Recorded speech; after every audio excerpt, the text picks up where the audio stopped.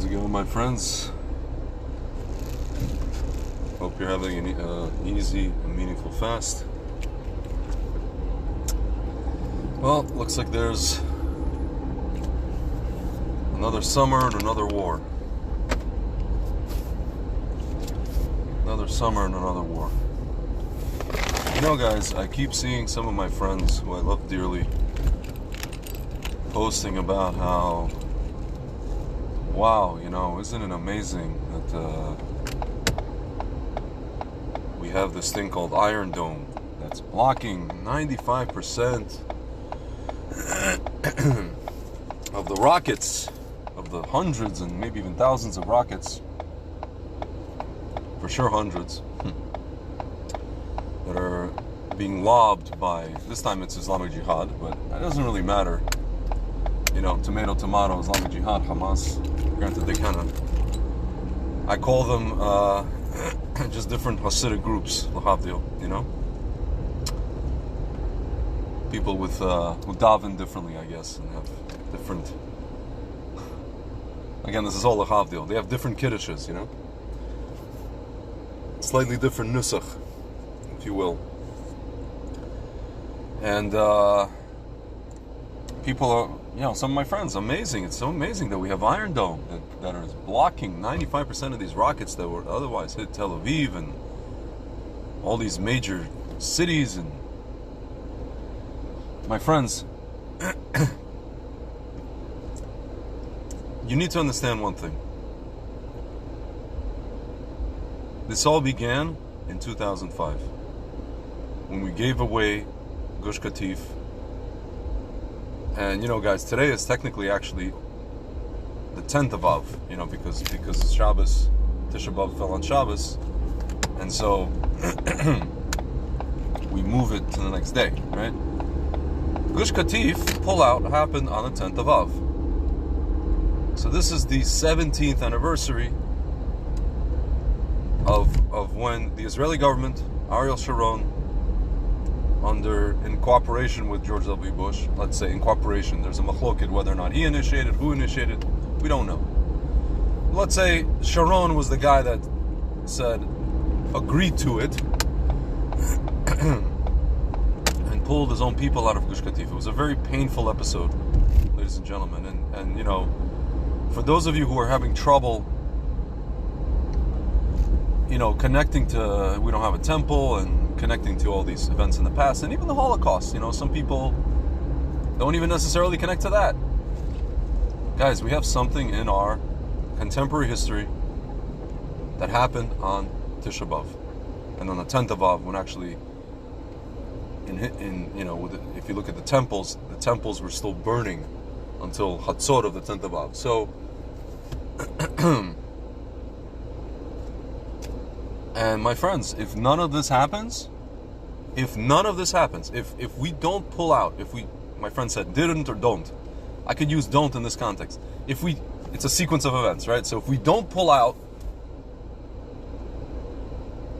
our people out of Gush Katif, out of that area of the country, out of Gaza, Hamas does not exist as they are, and they don't end up lobbing rockets at Israeli cities for 17 years. Not only it's rockets, it's Israel responding, and every time Israel responds, there's a PR war in the media, and Israel looks worse and worse and worse and worse and worse. And of course, you could say these people are scumbags, the media, they're gonna make us look bad anyway, it doesn't matter what we do, right? But they just piled on to this, guys. It's worse. It's like they're bombing us, we're responding, and the media only reports our responses, right? The CNN did it today. Israel continues to pound pound Gaza, as if we're targeting the people of Gaza deliberately. We're murderers. We want to kill the people of Gaza. My friends, the media is never going to tell the truth. We understand that, right? So this is it. And all my friends, oh look, and then some of my friends who support Democrats and Obama. You see, Obama gave all this money to Israel. How can you say that he's against Israel? And he gave them Iron Dome, and he approved Iron Dome. First of all, guys, the money that goes to Israel is something that was appropriated by Congress years ago. Nothing to even do with Gush Katif necessarily. Iron Dome was appropriated by Congress. It's something that Obama basically rubber stamped because he didn't want it at the time, get the ire of Israel supporting Democrats who support Israel, who are not woke wackadoodles, right? At that time. My friends. And this money, it wasn't even money, it was a grant which had to be used on American-made weapons that Israel was obligated to purchase. It's not even money that Israelis, anybody sees. I didn't see any of this $3 billion, whatever. It did not go into the Israeli economy, guys. It went into the American economy. So don't let that ruse fool you either. Guys, we don't pull out our people out of Gush Katif. None of these wars happen. We don't even need Iron Dome. We don't even need it. It's like you're basically sitting around and you're celebrating the fact that pardon my language, somebody's kicking your ass, and the person that enables the person to kick your ass gives you something to defend yourself with, and it's basically like, it's like a chicken fight that somebody's sanctioning. Or, I don't know, a fight between a wolf and a sheep, and you're saying, thank you so much, shepherd, for, I don't know,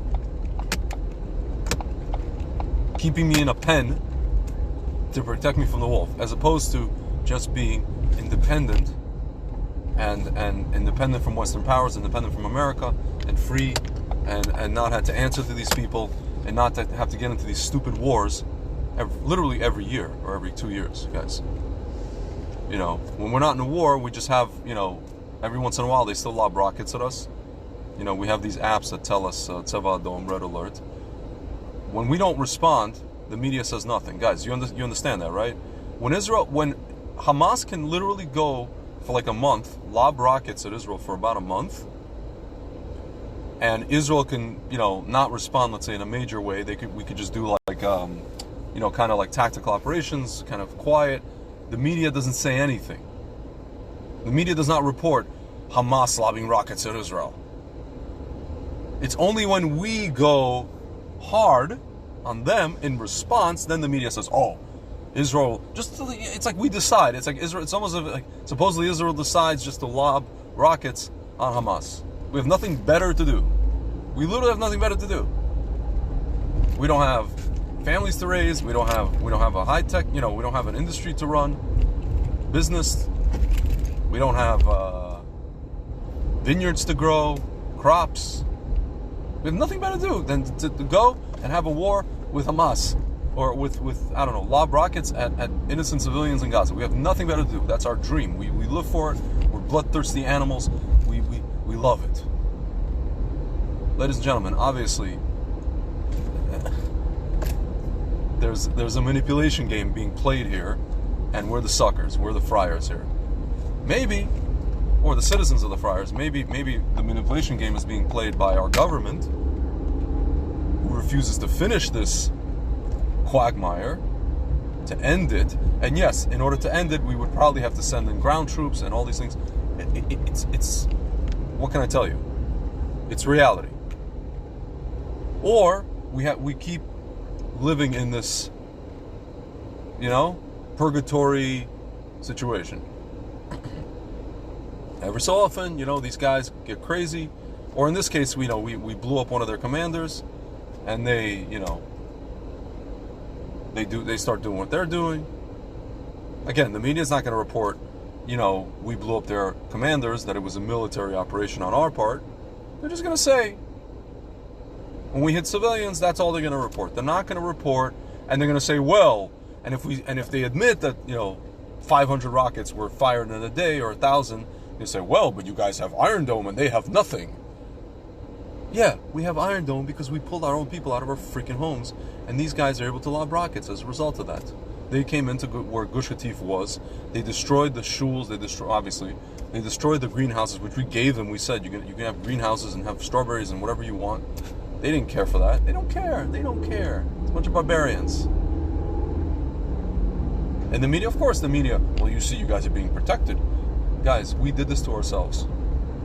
We did this to ourselves. We put a stumbling block.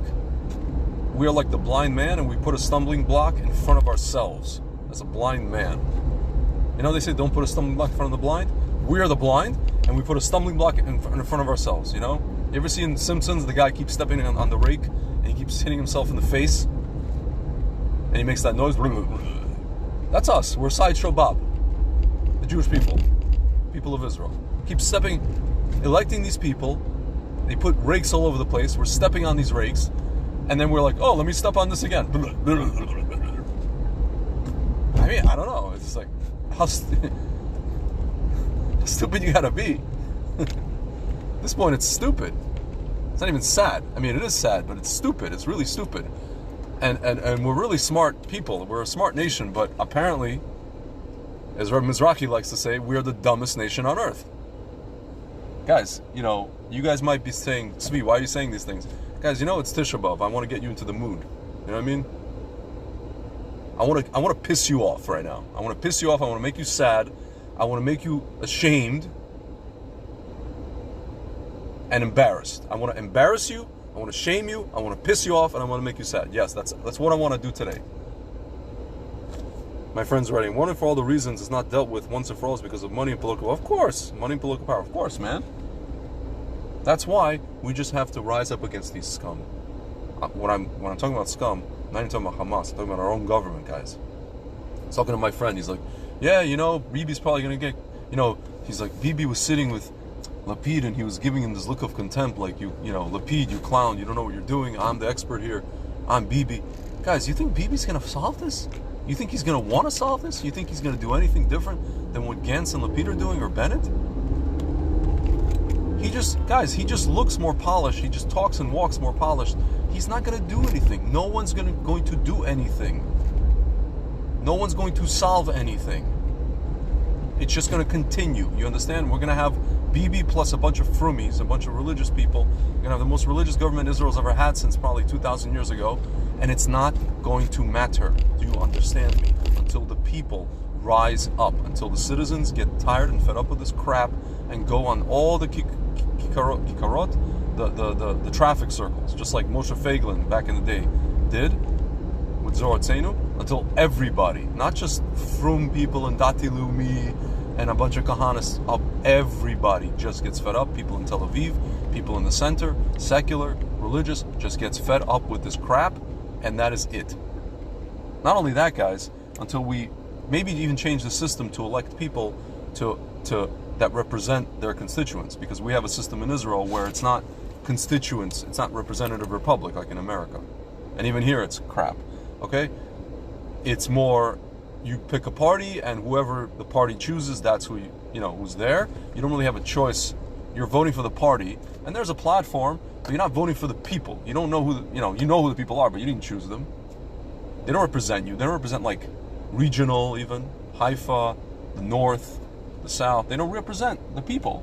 They represent supposedly ideas, but nothing happens. Guys, we have to get fed up. It has to be a point of just breakage. There's no other way. There's no other way. There's nothing. This is going to continue. This is going to continue. For those of you, my friends, who are saying, oh, Iron Dome, oh, Iron Dome. Again, we don't even need this Iron Dome. We don't need to be tied to America or whoever else if we don't pull our own people out of Gush Katif and those surrounding towns, that whole area. We don't need any of it. None of this even happens. It's an alternative reality. But guys, everything's from Hashem. Maybe it was meant to happen. Maybe Hashem wanted to show us, hey, Tisha B'Av is still a thing. Just like the Holocaust was planned on Tisha B'Av, the trains, just like the,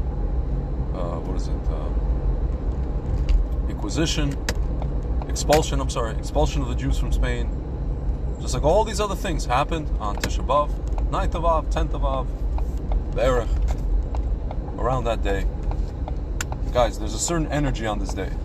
There's a certain energy, and Hashem, I guess, decreed it so that we understand that it's still there's a lack, and as I said to you, a certain sadness and embarrassment and even anger, but more sadness and embarrassment. But yeah, guys, those of you celebrating this whole Iron Dome thing and praising it, not celebrating, but like praising it and saying, Baruch Hashem, we have Iron Dome. Guys, no Baruch Hashem, no Baruch Hashem. I'm not Baruch Hasheming it, I'm sorry. I refuse to Baruch Hashem it along with you and the rest of the Hasbara community. Anyway, guys, that's my spiel about that. And those of you fasting, Tzom Kal, easy fast, meaningful fast, successful fast, I guess.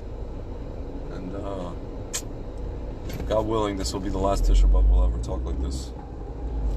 'Cause I don't know about you guys, I'm just tired of it. We need a temple, we need a Beis HaMikdash, we need Mashiach, and yesterday on Shabbos I was in a particular neighborhood and I saw firsthand, why we need Mashiach. Not even gonna go into it. Those of you guys want to hear about it, you can check out the podcast, mine and Frank Zelenko's podcast, Truth Fanatics. Oh, Frank's listening. Actually, we'll have a recording today. Zat Hashem later today. We're gonna go live on our YouTube, the YouTube channel, Nation of Israel, and we'll talk about a few things and how it ties into the desperate need for Mashiach. All right, guys. Talk to you soon.